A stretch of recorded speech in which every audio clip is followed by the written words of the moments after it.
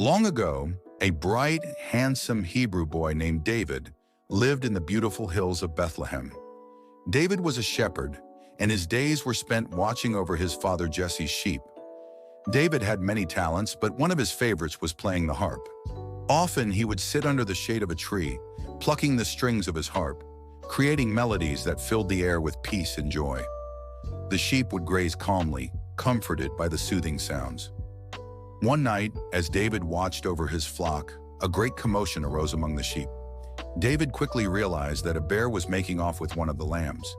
In those days, there were no guns or modern weapons, but David was skilled with a sling. He could fling a pebble with incredible speed and accuracy, almost as fast and precise as a modern bullet.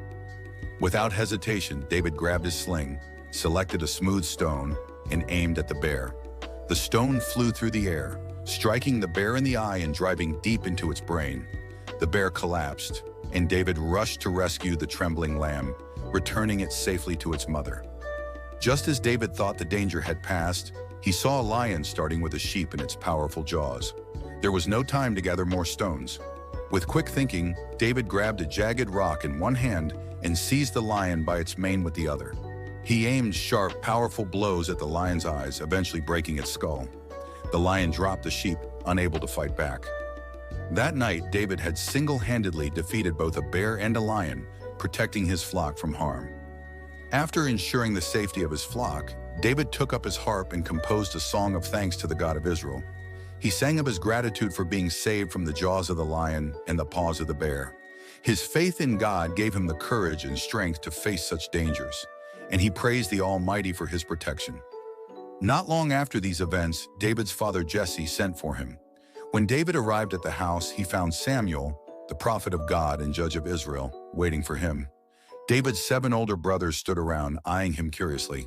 Samuel looked at David and declared, "This is he," and anointed David by pouring oil on his head. David was confused. "What did the prophet anoint me for?" he asked his father. Jesse explained, "To be king of Israel instead of Saul." David was astonished. "But I am only a boy, and King Saul is so big and strong, head and shoulders taller than other men. Why not anoint Eliab, who is almost as tall as the king himself?" Jesse replied, "The Lord sees not as man sees, for man looks on the outward appearance, but the Lord looks on the heart." Despite being anointed as the future king, David returned to tending his father's sheep. His brothers, however, were jealous of him because of the prophet's anointing. As often happened in those days, the Philistines, a heathen nation, came up and made war against Israel.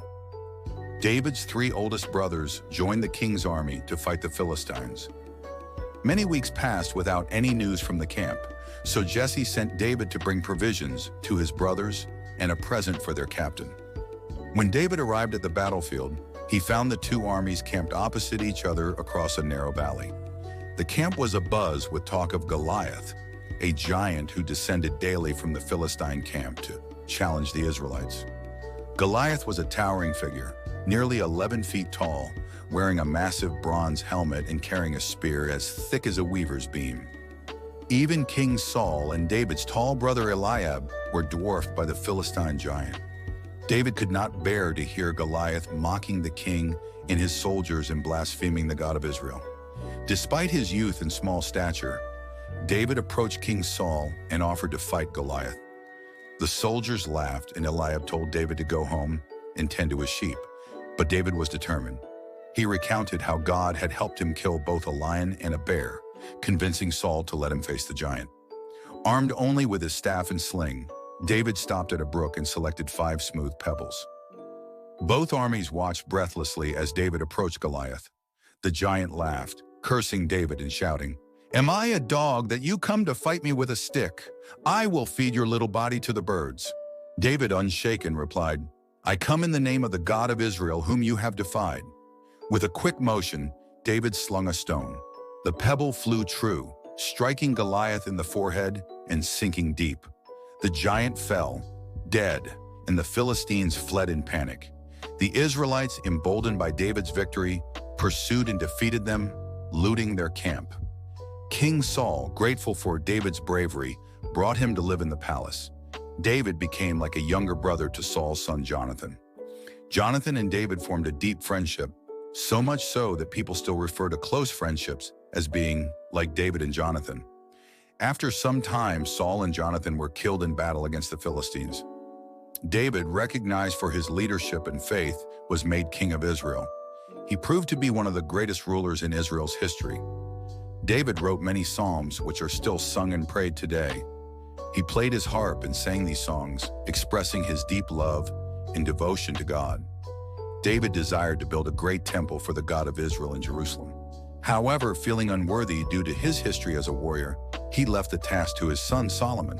Solomon, known for his wisdom, built the magnificent temple, fulfilling his father's dream. David's life is a testament to courage, faith, and the belief that God sees the heart rather than outward appearances. His journey from a shepherd boy to a revered king shows that with faith and determination, one can overcome any obstacle. David's story encourages us to strive for self-control, fortitude, and a deep trust in God. David's legacy lives on, inspiring countless generations. His psalms continue to provide comfort and guidance, and his story teaches valuable lessons about leadership, courage, and faith. As we reflect on David's life, we are reminded of the power of faith and the importance of trusting in God's plan, no matter how impossible the odds may seem. Thank you for watching. Remember, you are an essential part of our community.